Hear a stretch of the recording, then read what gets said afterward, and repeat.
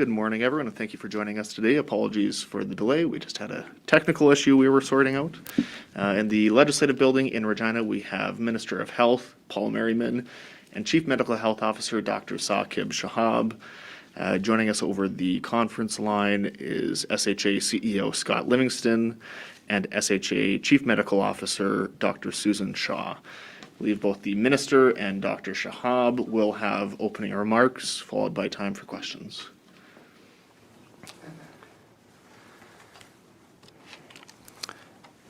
Good morning and thank you for joining us.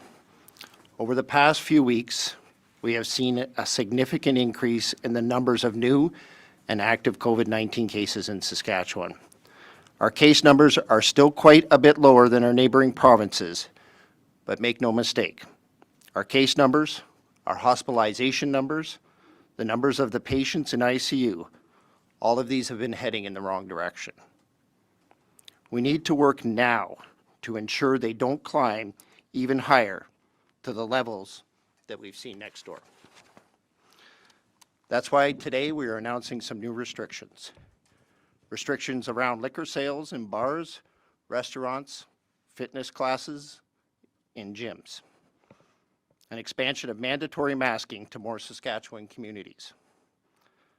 All restaurants, bars, and licensed establishments will need to stop serving alcohol by 10 p.m., as well as hookah and water pipe services are no longer allowed. It is our sincere hope that a reduction of hours in alcohol service will prevent us from needing to proceed with more significant closures in this sector. All group aerobic activities in gyms and fitness facilities must now have at least 3 meters of space between them. If this cannot be followed, those classes must be suspended. Also, we are opening up all school divisions to consider moving to Level 3 in their back-to-school plans. This is specific to high schools with 600 students or more. Mandatory masking in indoor public spaces are currently required in Saskatoon, Regina, and Prince Albert. Now this will be expanded to all communities of more than 5,000 people. The new masking requirements will cover more than 65% of Saskatchewan's population. And of course, these are also the major trading centers within our province. Thousands of Saskatchewan residents from surrounding communities visit these centers every day to shop and access other services. All of these measures come into effect on Monday to give everybody time to get ready. That said, if you're able to start before that, we would strongly encourage you to do so. All of these measures are in place until December 4th and be reviewed at that time. Dr. Shahab will speak more about these measures in just a moment. But beyond the specific restrictions we are announcing today, I want to say this. We all need to take the threat of COVID-19 seriously, like we did back in the spring. We need to make sure we get back to basics, back to the good practices that allowed us to be successful controlling the spread of COVID-19 throughout most of the spring and summer. We all need to be more careful about physical distancing, washing our hands more often, limiting our number of close contacts, limiting travel, avoiding large groups, wearing a mask in indoor public places. No one wants to get back to another lockdown. No one wants to close businesses and put people out of work. But we need to slow down the spread of this virus. A slowdown is how we will avoid another lockdown. I'm not going to sugarcoat the situation. It's not great, and it's getting worse. This threat is very real. But I believe we can get it under control if we do the right things. Saskatchewan, you've done this before, and I know that you can do it again. Dr. Shahab. Thank you, Minister. So I'll just go over a few things in a bit more detail. So as the Minister said, we are taking our recent increase in case numbers, especially over the last 2 weeks very seriously. And it's important that we continue to look at cases averaged over a week because, for example, this week we have had a high of 190, but possibly a low, which may be announced later today, of 81 cases a day. So there's fluctuations based on testing volumes and batching, and testing volumes changing on a day-by-day basis. But even if you look at our average over a week, we are at 123 cases per day. And like I said in the past, 5 cases per 100,000, which is around 60 cases per day, is when we need to sit up and start taking notice. 10 cases per 100,000, which is around 120 cases a day on average, is when we need to start looking at specific measures to slow our transmission down, and we are at that rate now. And secondly, our test positivity rate, which is another metric that we follow closely, is at 6%. So again, test positivity rate 3% and higher, sit up and take notice. Anything that goes above 5%, we need to then look at that very closely and make sure that we keep our test positive rate as low as possible, well under 10% overall, but we want to see that trending down over time. And also, I think we all have to remember why we all need to take precautions.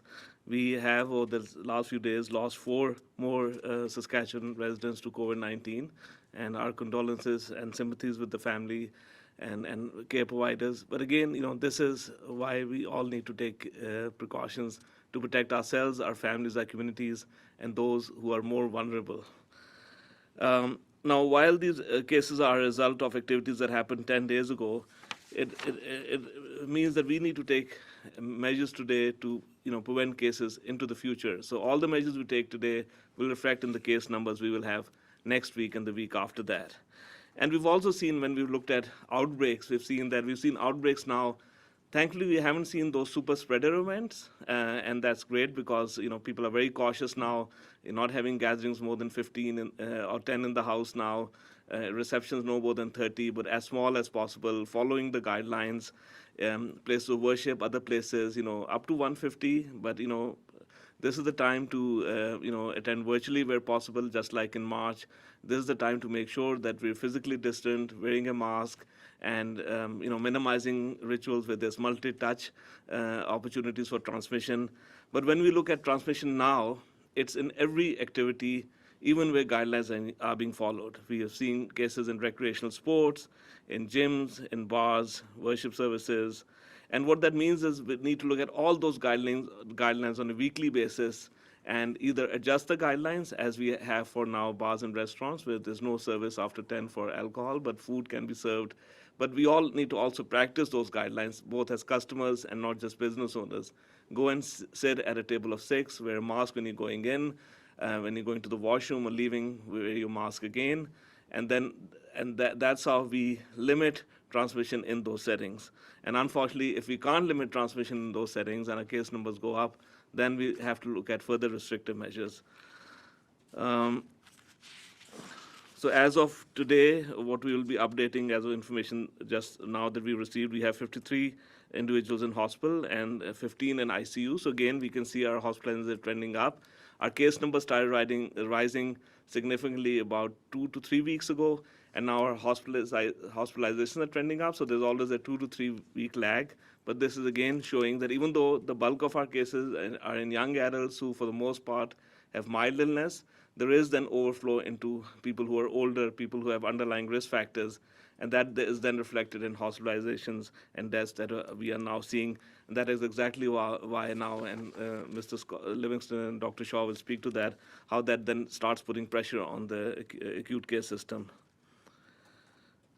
We are also seeing pressures on contact tracing. So there were times over the last 2 weeks where it was very challenging for public health with increasing cases to follow all the contacts. On average, we have 5 to 8 contacts per person, but some of us have dozens of contacts. And again, we all need to look at what are we doing on a day-by-day basis, what's essential, what's discretionary that we can slow down. Do we really have to go to that gathering of even less than 10? Do we have to go to that reception? Do we need to hold that reception now? We need to look at all our activities and slow them down. In March, I used to say when you're going grocery shopping, try to go one person from a household if possible, make a list, go and pick what you want and come back. We need to go back to that. reduce the traffic in retail. Christmas shopping is great, shop local, but go when it's less busy, be very deliberative about what you want to get, and come back. So I think all those actions, when we all do that in a safe manner, wearing a mask, keeping a physical distance, that has an impact in the numbers we will see in the future.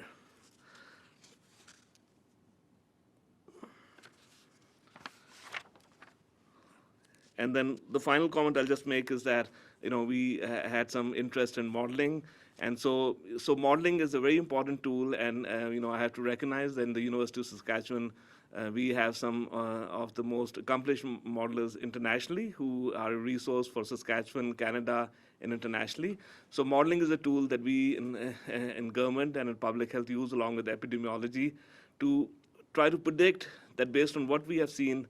So initially in March, the modeling predicted what we could see based on what is happening in Wuhan. Then in April, the modeling predicted what we could see based on what is happening in Italy and then New York City.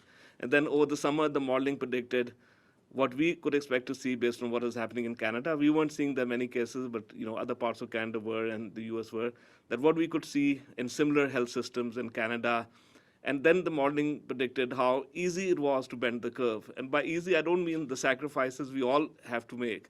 We all have to stay home if we're sick, maintain physical distancing, wear a mask, limit our social activities. But if we all do that, the curve bends. And you don't need to have big lockdowns. You don't have to have even slowdowns in the economic sector.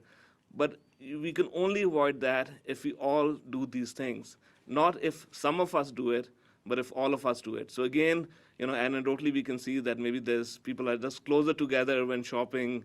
Maybe everyone isn't wearing a mask, and we just need to revisit that. Because when all of us do these simple measures, the curve bends. That's what the modeling has been predicting.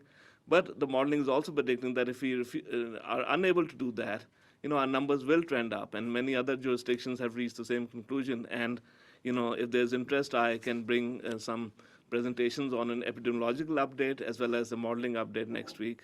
Thank you. Thank you, Minister. Thank you, Doctor. We also have opening comments on the phone lines from both Scott Livingstone and Dr. Shaw. We'll go to Scott Livingstone, CEO of the Saskatchewan Health Authority first. Thanks, Jim. So, as everyone knows, yesterday the Saskatchewan Health Authority announced the reactivation of our Emergency Operations Center. The EOC will be fully operational early next week. The re-establishment of the EOC is a result of the significant increases in cases and hospitalizations that we've seen over the last week. We expect that we are going to see continued high case numbers, and we've determined that it was necessary to reactivate the EOC to strengthen our coordination across the organization and send a signal that we are going to have to mobilize resources across our teams. As Dr. Shahab said, the cases we see today are from 2 weeks ago, and as we looked at our case positivity rate over this last week, we are going to see an uptick in hospitalization and ICU admissions over the next couple of weeks, and we are preparing. So to respond to these pressures that we have been seeing, the Saskatchewan Health Authority has already added over 550 positions in key priority areas to support their COVID response.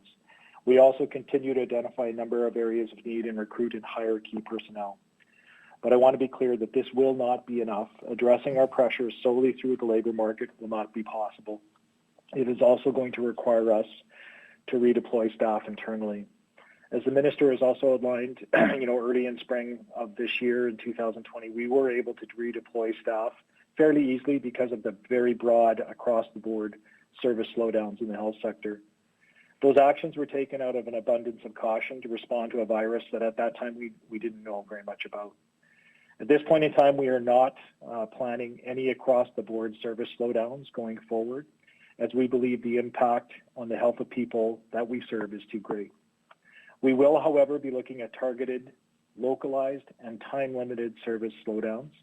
We were going to do this where it absolutely needed to support the redeployment of staff to combat the virus as well as maintain essential services.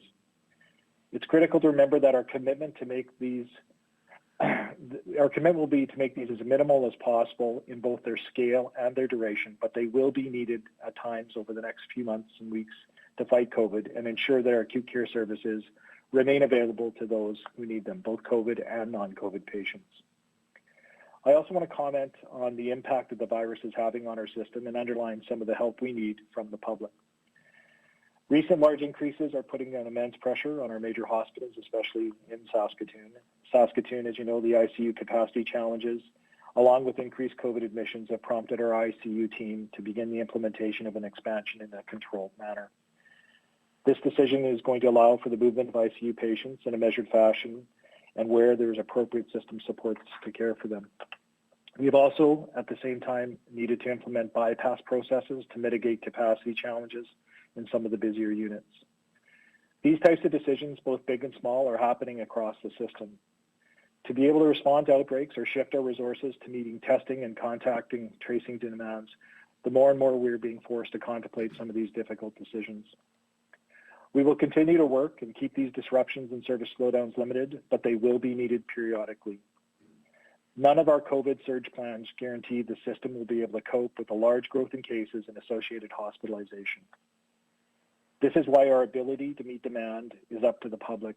As you know, contact tracing, testing, and that third leg of the stool, adherence to public health orders, is critical to be able to bend the curve and allow us not to overburden the healthcare system and to be able to care for both non-COVID and COVID patients at the same time. I'm going to turn it over to Dr. Shaw, who's going to speak from her perspective as both a critical care physician, but also to speak to some of the things we're asking for from the public. Susan? Thank you, Scott. Today, I want to speak not as a chief medical officer, but as a critical care physician. As part of my work, I continue to take shifts in the intensive care units in Saskatoon. And as part of this work, I also spend time in our emergency rooms and our wards. I can see what this virus is doing on our front lines. I see how tired staff are with having to manage the pressures that come with this virus, but they still come to work. I sit with the families of those who have been admitted to our intensive care units with COVID. They sit beside their loved ones, all of them suffering, some of them dying, and they may never be truly face-to-face with each other ever again because of the need to wear masks. They do so because it's the right thing to do. And that, to me, makes putting on a mask when you go to the grocery store seem not so hard. Last March, I wrote an editorial in the newspaper committing to the public that our health system would be there for you if you can be there for us, and that is still our commitment. But I worry now more than ever about our collective commitment to keeping our health system from being overwhelmed. I worry when I hear every week that our contact tracers are facing verbal abuse from some of the members of the public that they deal with. That to me is unacceptable, especially toward people who are working so hard to help fight this virus. They say that people are experiencing COVID fatigue, and this is why people are becoming more relaxed about following guidelines, measures, and restrictions. I'm tired too. Our physicians and staff are also tired, and yet we come to work to make sure the system is there for you when you need it, whether it's due to a heart attack, a stroke, a diagnosis of cancer, or COVID. And increasingly these days, we come to work to see more and more patients that are suffering with COVID. And increasingly these days, we are forced to limit families and visitors into our buildings to reduce risk of sickness and death. And in the days ahead, I and my colleagues will have to tell more families that their loved one isn't going to make it. Compared to that, I believe that what we're asking of the public isn't so hard. When people come to the hospital, they often beg us to do everything you can, and now we are begging in return. Do everything you can. Limit your bubble as small as possible. Wash your hands regularly. Comply with all the public health orders, and please put on a mask whenever you're in a public indoor space. Putting on a mask is not a political statement. It's a scientific one, and it's a statement of love. If you're not willing to do it when it's recommended, then I invite you to trade places or join me for those conversations with family members whose loved ones are so sick and are at risk or dying. I assure you that conversation is much more difficult than wearing a mask. So please put on a mask, follow the measures, and we need you to do your part to protect those who are most vulnerable and to ensure a system is always there for you when you need it. Thank you. Thank you, Dr. Shaw. Thank you, Mr. Livingstone. We'll now take questions from the room. Arthur? It seems like we're following the path of provinces like Manitoba, and some of our neighbors have already tried some of the restrictions that we're putting in place today. Some of them have tried stricter policies. I think about BC, for instance. Yet it hasn't worked. They continue to see high cases. They continue to see exponential growth in some cases. Why are we following the same path that's already been, demonstrated to not be effective in those provinces? Why take half measures instead of the circuit breaker that some experts have been calling for? I'll start and then I'll turn it over to Dr. Shahab. I think what we are doing right now is very measured responses, and I think the key to any success on this is going to be compliance. If we put in regulation after regulation after regulation, and there's no compliance on it, then the onus is back on the individual to be able to make sure that that they are adhering to that. When you go into a restaurant, that you are able to put on your mask, that you are washing your hands more frequently. The individual responsibility on this is the greatest responsibility out there right now, for them to be able to make sure that they're doing their part on making sure that their neighbors, their family members, their elders are safe. Dr. Shahab? Yeah, thanks, Arthur. I think that's a really important point. And like I stated, throughout the summer, we were monitoring the reopen guidelines, but we didn't have to adjust much because our cases were low, apart from the sporadic outbreaks. Then for schools reopening, there was the 4 levels for school reopening. And, we have been in level 2 for most of the schools, and now high schools can go to level 3. So again, existing guidelines, you have to decide when to move to another more restrictive level or safer level as required. So that's already happening. And then when we look at our case numbers and the increase, we're obviously looking at where is the transmission happening. So it's happening in all settings, and it's not really always someone's fault, because we're not having those super spreader events due to people not following the guidelines at all. But we are seeing transmission happening, and part of it is that we all have to redouble our efforts to maintain those measures on everyday basis.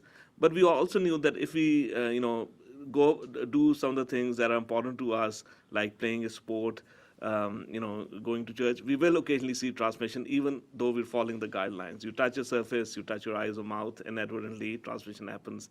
You lean in to talk to someone, even though you're wearing a mask, but you're closer than 2 meters, or transmission may happen rarely. Masks protect, but not 100%.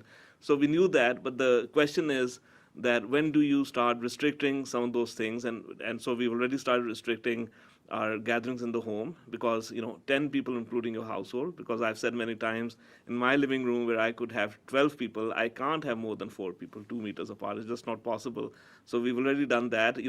There's some cost to ourselves, but then we need to remain connected, socially, but physically distant, connect virtually, the same things we were doing in March, and understand that some of us may need more support, either in person or remotely, because we want to also combat loneliness. Sports are excellent for physical activity to reduce stress for young people, older people. But again, we need to look at how do we play sports, reduce the number of teams we play with, reduce the number of sports we or our children are participating in. Maybe pick 1 sport, not 3. All those things have an incremental benefit. But absolutely, if we don't see the incremental benefit, but all of those things, then we will have to further restrict or make it not possible to do many of these things that we enjoy. So it is a graded response. It's a proportionate response, we think. But unfortunately, if we see cases that some other jurisdictions have seen in North America, Canada, and Europe, then unfortunately sometimes the only option is a significant slowdown or lockdown. But I think what we've learned over the last 9 months is that, and the modeling shows that, that if we all do these simple things, it can have a tremendous impact. So I think we do need to give this a good, solid try before we move into more restrictive measures. Follow-up, Arthur? This is for Dr. Shahab and for Scott Livingstone. You talked about where we're going in terms of modeling, and Scott talked about the likelihood of an uptick in hospitalizations and ICU admissions. Can you give us specific numbers for what you're expecting to see at the end of the current modeling period? I do understand you're doing like 14-day modeling right now. Can you talk about where you anticipate us being at the end of that? Because I expect that that's what's guiding your decision-making here today, and I think people have a right to understand on what basis you're making these decisions. So I'll make some initial comments, and then I'll hand over to Mr. Livingston. So my initial comments is that, ever since March, there was the long-range forecasting. And as you know, the Public Health Agency of Canada also has those long-range forecasts that, okay, if you do nothing, where will you get? And those are very high numbers for hospitalization and deaths. And of course, this look incredulous, but we have to remember, when we have had intense outbreaks in small communities, those outbreaks have followed the modeling projections or exceeded them. And let me be clear, our small, intense outbreaks in small communities have exceeded the modeling projections. If you transpose those numbers to the province, they meet or exceed the worst-case projections for modeling. So we should not underestimate that COVID can behave as ruthlessly in big, wide Saskatchewan as it has behaved in the spring in some places in Europe and the US, and as it is behaving again in some places in Europe, the US, and Canada. So that's number one point. But having said that, the long-range projections tell you that, okay, if you do nothing, the health system will not be able to manage. And people will not get a bed, like Dr. Shaw mentioned, for a heart attack. But then you have to look at all the three buckets. What should you plan for as an acute care system, long-range and short-range? But then what is the role of testing and contact tracing? And again, we have a robust testing platform, we have contact tracing in place, but then the third bucket is these two areas, the offensive strategy, testing and contact tracing, the defensive strategy, acute care and ICU, also dependent on public health measures. So public health measures which are severe, like lockdown, flattens the curve, but it's not sustainable. We kept at that for 4 weeks, 6 weeks, and we had to reopen in a structured way. Most jurisdictions want to avoid lockdowns because it has economic, social, impacts. But you want to do targeted slowdowns or adjustments to reopening guidelines, which we are doing right now. But all three buckets have to be aligned and in balance, because we can't let the health system be overrun, as Dr. Shaw very empathetically said. We need to make sure we cooperate with contact tracers.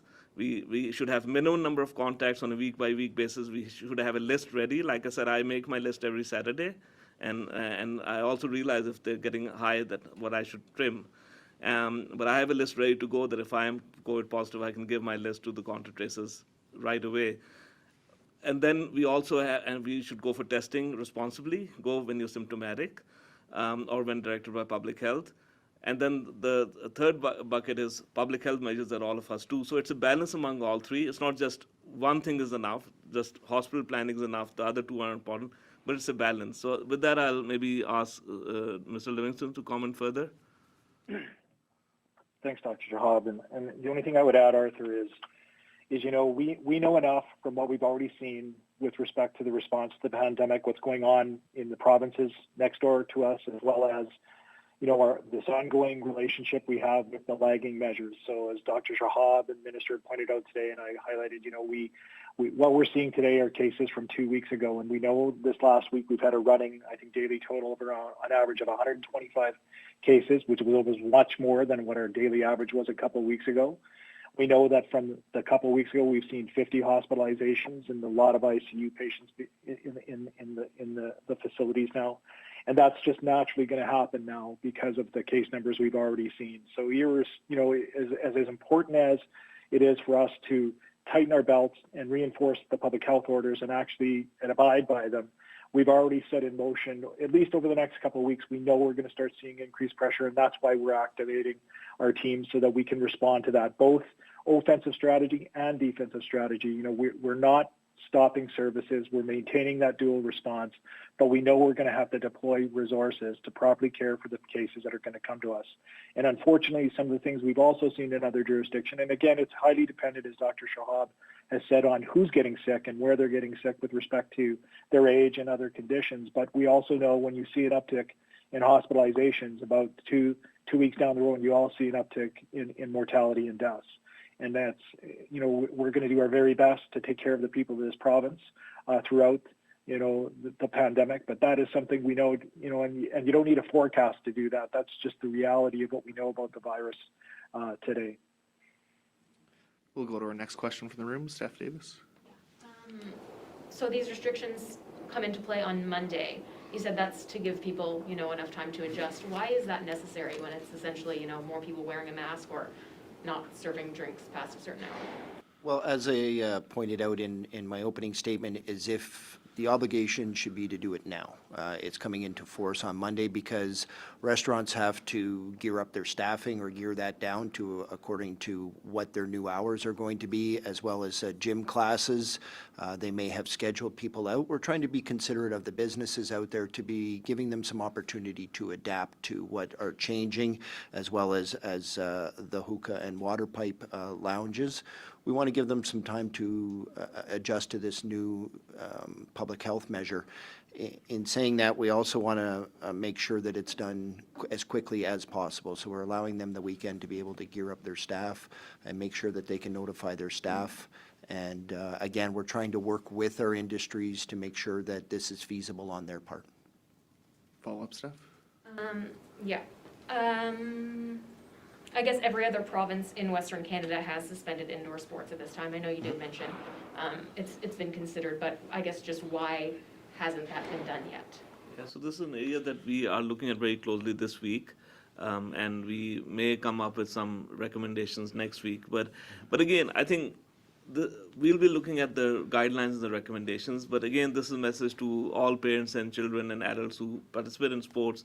Think of what you're doing. Can you slow things down? Are you operating with as per the mini league guidelines? If you're playing 3 sports, you should probably play 1. And what I've seen repeatedly is that even in contact sports, there's a risk of transmission, but it's fairly low as long as you're not playing while you're unwell. But a lot of the transmission happens before or after the game in those socializations, especially for adults. Sports are a great way to stay active, but they're also a great way to socialize with your friends who you play with. And it's at the socialization where sometimes transmission happens, which is again what we've seen in workplaces, that the workplace itself may be safe in terms of your on an assembly line in a manufacturing plant or in your office, but it's the socialization during breaks, for example, where transmission happens. So that's where we need to pay attention. So it's not just about playing a sport or a workplace, it's also thinking very objectively about what you do when you get there. If you're waiting for your turn to play, do you keep that distance? Do you keep your mask on? As you're playing, actually, in most sports, you can wear a mask, and it looks odd, but you can safely wear a mask. It doesn't impact your aerobic activity or capacity. So I think we need to think very consciously about how can we participate as safely as possible in the minimum number of sports for ourselves and our children for the next little while. But obviously, if we continue to see transmission events, we may have to make some further recommendations. We'll take our next question from the room. Ryan? Early in this pandemic, we heard a lot about how many ventilators do we have, how much hospital capacity we have. We set up 2 field hospitals, which are still in warm idle, I guess. How close are we to triggering those to start activating them? And do we have the vents and do we have the people necessary to operate them? Well, I'll probably get Scott Livingstone to comment on the operational side of things, but we're continually balancing, as Scott outlined earlier in his comments, we're continually balancing the ongoing needs of the province's medical needs to what the new needs are COVID, and that balance is continually being adapted on a daily basis, but we're also obviously looking out in the next 2 to 3 weeks to see what's going to be happening on that side of things. But we want to make sure that we're continuing. We've obviously brought our surgeries back up. We've been increasing that over the summertime. And now we've had an influx of COVID patients in the hospital and in the ICU, so we're continually adapting that. But I'll get Scott to touch base on the exact operation of the field hospitals and what that would entail. Thanks, Minister. So just to go back to the question around where we are. So as the Minister has pointed out, we are not in the same situation we were in March, where we did a system-wide shutdown to immediately build capacity, both on the offensive and defensive side of the COVID strategy. So now with the dual responsibility that we have to both have the COVID response as well as take care of all non-COVID patients, that certainly is where the pressure comes from. But it also gives us, as I said before, the opportunities to intervene and change services so that we can redirect your resources and turn aid to response. So with respect to the number of ventilators, with respect to the PPE available to the province, we've been working over 6 months to ensure that that capacity is there. But the reality is, and same with the field hospitals, if we need to have the field hospitals, we will put them in place. But the reality is when that happens and if that happens is entirely dependent upon the number of cases that we see. Are we prepared to go from today to tomorrow? Yes, based on what we're seeing in case growth. But if we start seeing exponential case growth, that's where you're going to see major changes to the system.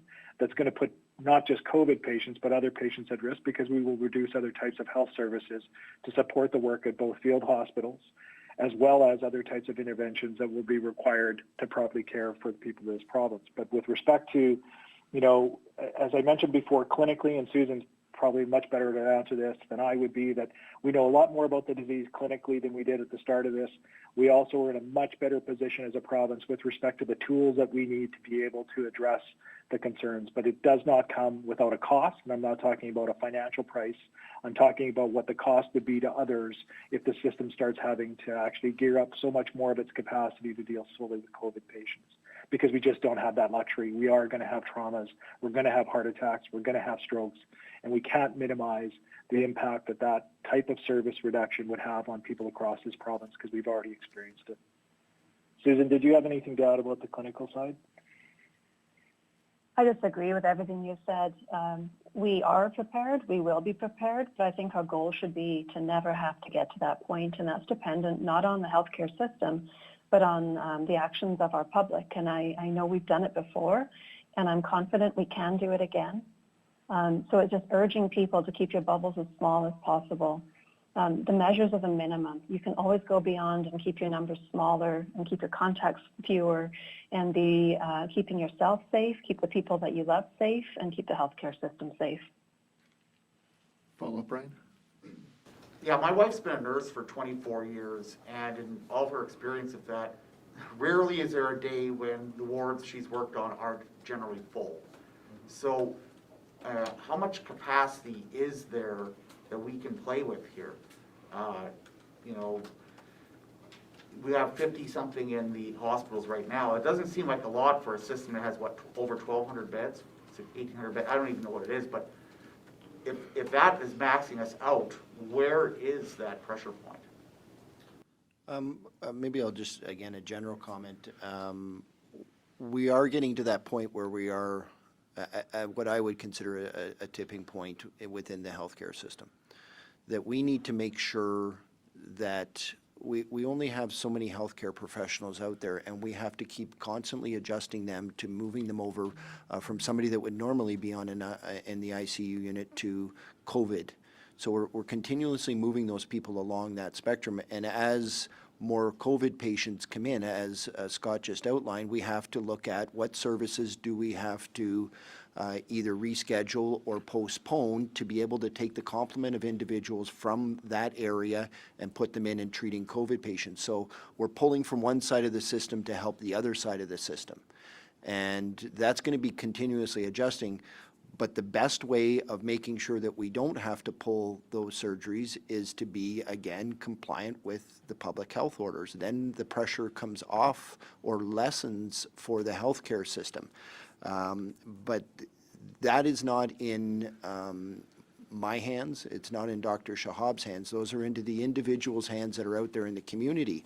And if the media can push that out there, that we have to re-adhere, get back to where we were months ago in being vigilant with what we are doing and how we are doing this, because what we feared what could happen is starting to happen, and we have a very unique opportunity right now to be able to flatten that curve again or bend it as much as we possibly can. Otherwise, we are going to have some challenges, and we will be pulling more from one side of the healthcare system to the other side. I don't know if Dr. Shahab or Scott has anything to add to that. Mr. Livingston, I think. Yep. So I would just like to add to the minister's comments by saying, we know how we can very quickly build capacity in the healthcare system over and above all the other things we've talked about is in preparing it with its tools, and that is by system-wide shutdowns. We don't believe we want to go there. We, as soon as Susan has talked about, as ministers has talked about, there is a way to avoid us going there, and that's actually through the support of public health orders and abiding by it. But, you know, on March 23rd, when we did a system-wide shutdown of the healthcare system, we grew capacity in 1 week virtually immediately across the system. We also, as a single authority, have eyes on acute care beds across the province. We've done training across the province for expertise. So it's not just based in Saskatoon and Regina. We have the ability to use beds outside of Saskatoon and Regina in many of our facilities to support COVID patients. You know, again, that comes with a cost, because the more patients we have that are treating for COVID, the less opportunity we have to care for patients that are non-COVID. We know with the elective surgeries, the elective procedures, we don't want to go down the path we did in March because of the collateral damage it causes in the delay in diagnosis. But we do always have that capacity.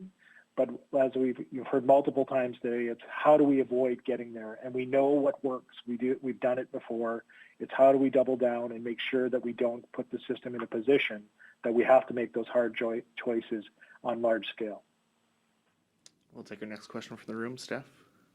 It seems to me, Minister, you had an opportunity here to really flatten the curve, to send a strong message through new restrictions to businesses, activities, their consumers, about the gravity of the situation we're in. But some could argue you didn't do that, and you stuck with the bare minimum. So why choose to go with the bare minimum in this situation? I feel that the responses we have are very measured right now. We have said right from the beginning of this that we were going to be surgical in our approach as to where we were going to look at minimizing or reducing the amount of contact that people were going to be having with each other. We have done that. We've been very specific in what we are doing here today to be able to make sure that we are flattening the curve. Again, the responsibility is on all of us, not just myself or Dr. Shahab and his team or Dr. Susan Shaw. The responsibility is on each individual to adhere to the public health regulations that are out there. That is what's going to help if we have a lot of regulations out there and there's no compliance, then it creates a challenge.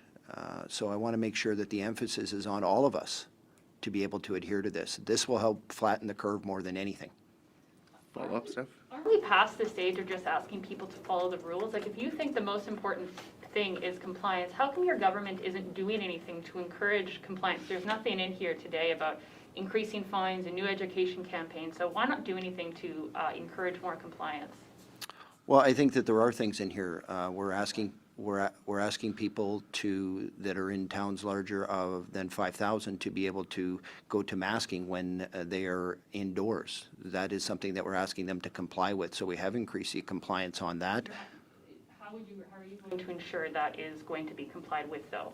Well, I would say that I have full faith in the people in Saskatchewan to be able to comply to this. We are trying to get back, as I mentioned in my opening comments, back to the basics, back to where we were a few months ago when people were going out in singles to be able to go grocery shopping, where people were doing that. We need to make sure that people are adhering to that. And that's just not the general public in masking. That's also in the businesses to make sure. I've personally noticed that in some stores, people where the arrows are for people to go up and down aisles so they're not bumping into each other doesn't seem to be being adhered to as much as it was certainly back when the grocery stores started reopening. People were very diligent about that, and it's become a little bit more of a suggestion versus a guideline, and I want to make sure that people understand that this is extremely important. It only takes, as Dr. Shahab said, the community contact is out there. This isn't from super spreader events anymore. This is the average person in the average situation that is having multiple contacts. Well, with respect, clearly asking people hasn't been working, hence why we're here today. So why not do anything more than just continually to ask people? We may. We'll take our next question. Adam? I'd like, from a public health perspective, and the minister as well can answer this, we're saying, you know, your bubble has to be small, you can only have so many people in your house, yet I can go to the casino with essentially 100 other people, or church, or to a concert, to a bar, and mix with other people. So how does that marry? How does that make sense from public messaging? Because people may be expanding their bubbles. The minister just said we're bumping into people, we're seeing that kind of thing. So try and explain that to the public and who are saying, I want to see more people, but they're able to go out into public places and do that. Yeah. So I think that's a really important point, and I think this also links to the earlier question as well. So I think first thing, of course, is that if we all sat at home, transmission would be very low, but that's not practical. People have to go and work in healthcare. Children must go to school. There are many essential workplaces that have continued since March. And then there's lots of other discretionary activities that have started over the summer, going to see a movie, going to a restaurant, bar. And while I say discretionary, it does impact people in terms of their livelihoods and businesses. So, it's not just discretionary. It may be discretionary from a social point of view, but it is people's livelihoods. And there's a social and mental health component to that. Now, our guidelines ever since March have been good in the sense that if you actually follow the guidelines to a dot, transmission is very uncommon. But they have to be followed. And what we've seen is we started looking at all our reopened Saskatchewan guidelines with a magnifying lens. And what we've seen is that in many cases, and super spreader events that are not complying with regulations obviously deserve a fine because people are way out of line. But in many cases, what's happened is that when you're having group activities, spin bikes have just come closer together over time. People are doing aerobics indoors and just closer together. There's just been a slippage of that. So in the first instance, we need to go back to those guidelines, 3 meters apart. If you're doing, aerobics or a group activity, 3 meters is a big distance, almost as far as we are. So again, when you visualize what the guidelines are and you enact them, actually they do prevent, to a large extent, transmission and super spreader events. They won't prevent all transmission, but they'll decrease. So that's the second comment. But absolutely, I think if those are not enough, and our case numbers do keep going, then we will have to look at specific sectors, and then it is unfair to those specific sectors where there may be a slowdown or stoppage for a period of time, the circuit breaker for 2 to 4 weeks. The ideal thing is we don't have to go there, but it all depends on how collectively, conscientiously follow the guidelines. And regarding bubbles, again, that's a really important point. So, if you are in a household of 6, you can't have more than 4 people more in your house. But, like Dr. Shaw mentioned, these measures are the maximum. I would recommend if we have, a household, a larger household, we don't socialize with anyone outside. If we live on our own, it's not practical to say don't meet anyone for weeks, but select your 2 or 3 consistent friends and socialize in your bubble of 2 to 3 consistent friends and just keep it with that.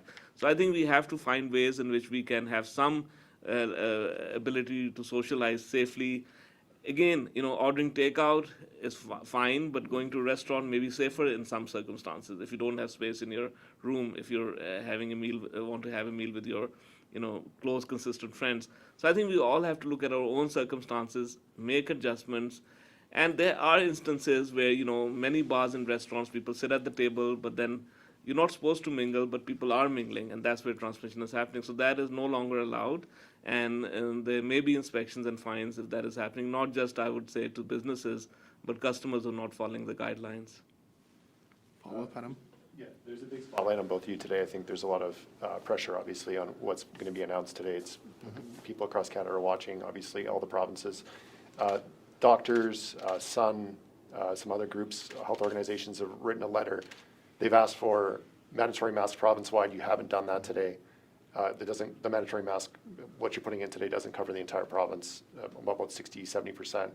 And they've asked for bars and nightclubs to be closed. You've done a curfew and an early last call. I'd anticipate they won't be pleased with that. What's your message to doctors, nurses, and the other members of those groups that are urging you to do more than you did today? So I can make some comments, Minister, if you want. So I think the feedback and recommendations are very important, and I think I personally value feedback and comments from my colleagues in the province and nationally as well. What I would like to say is that, I've been clear since summer that wear a mask in indoor places. The mandatory guidelines is more for the trading areas where, one business had a sign, mask required, the other didn't. It's mostly to address that. But I said that, if you live in a small community, COVID is not going to not impact you because you live in a small community. Wear a mask if you're have to meet with someone in an indoor place who are not part of your household. That applies to all settings in Saskatchewan. It applies to gas stations on an intersection that are not in any community. Wear a mask when you're going in for the 5 to 10 meters to pay for gas, buy some groceries, or use the washroom. My recommendation applies province-wide. But then we also have to weigh the fact that, if you do want to have a meal, you can go in a safer way to a restaurant, static, sitting at a table of 6, versus ordering takeout and the same 6 people hanging out closer than at a table in a restaurant in your basement. So I think we need to balance what we can do safely versus what is unsafe. But I agree. I think we need to look at all our activities. We need to trim the ones that we really can trim as much as we can. But we will have to monitor. And unfortunately, if case numbers continue to rise, then we start entering into further stricter measure area or territory. Minister, if you could just, what's your message? Sure. First of all, I agree with Dr. Shahab. I want to thank the doctors for what they've been doing on the front line, and all the frontline care workers. I mean, they're doing a tremendous amount of work, and I think I could certainly hear it through Dr. Susan Shaw's voice on what the stresses that they are feeling. And they're concerned, and frankly, so am I. And I think we all should be. I think this is very serious, and for hundreds of doctors to write a letter to be able to express their concerns and voice it, I think it's very important that they did that. Dr. Shahab and his team have been amazing in guiding us through this, and with input from other doctors across the province, and also watching what other chief medical officers are doing across other provinces, and in Dr. Teresa Tam as well. What they're doing is absolutely amazing to be able to keep us safe. That's their job. And I think our job is to be able to work with them, adhere to the public health guidelines, and help them do their job. But when Dr. Susan Shaw, and I may not have quoted this perfectly, but I made sure I wrote it down, is the hospitals, what she had said was be there for you. They've always been there for you. And now they need us to be there for them and help them out. And I think that that's a very powerful statement, that we need to be able to help out our healthcare system, because they are always there when we have an emergency. And when we need help, the doors are always open, and they're making sure that we're safe. So we need to help them get through this. We'll go to our last question on the phone line. We have Roberta Bell with Global.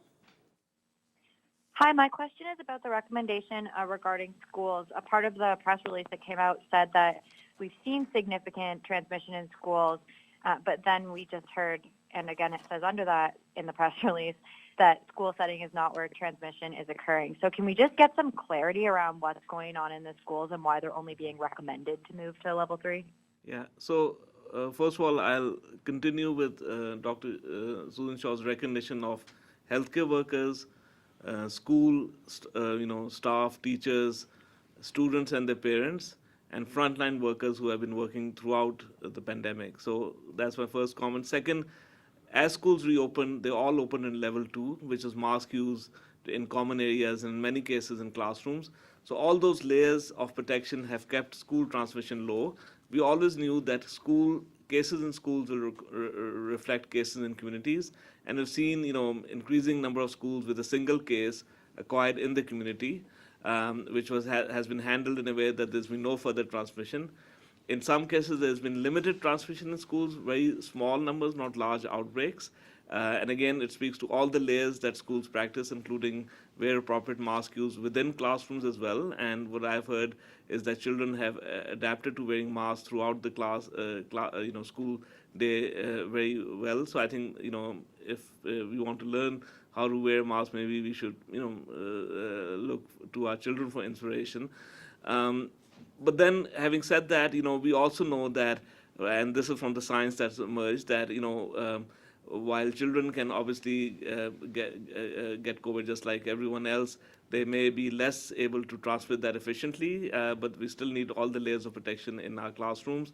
But older children in high schools, for example, may obviously need to stay home if they're sick, but if they're infectious in the 2 days before you develop symptoms and are in school, all the layers are important, including mask use. But some of the larger high schools, and this was already always in the plan announced in September, some of the larger high schools, more than 600, they need to look at going to level 3 because that further thins out the density in schools because, while children are in a cohort in the classroom, they still need to keep that physical distance in corridors if they're taking a bus. But level 3 will further thin out the situations, both not just in classrooms, but in hallways, on school transportation or other transportation. So that will be an additional layer that we've not seen large outbreaks in larger high schools, but we want to and do everything we can to minimize that. And this also applies to us at work. Like, we have been very successful in continuing to work, but, where you can work from home, in sectors or industries where you can safely and effectively work from home, we should continue to, or again, start working from home. And all this thins out the number of contacts we have on a day-by-day basis. Follow-up, Roberta? In follow-up to, I think it was Adam's question, a significant number of frontline workers have expressed that they don't feel like they're being listened to by the province. What is your response to that? Do you feel like you're adequately consulting with them and taking in what they're saying as they put that out there through the media and other channels? I'll comment on that one first. They are being listened to, and they always have been. I'm taking any of the suggestions or recommendations that they have very seriously. I would encourage them to work through their associations to be able to bring that to my attention or Dr. Shahab's attention. We want to continue working. The frontline workers are pivotal to the successes of when somebody enters the hospital. What my main thrust of this is, we want to make sure that there's less people coming to the hospital. To be able to do that, we have to make sure that we're adhering to the public health guidelines. That concludes our time for today. Thanks for joining us, everyone.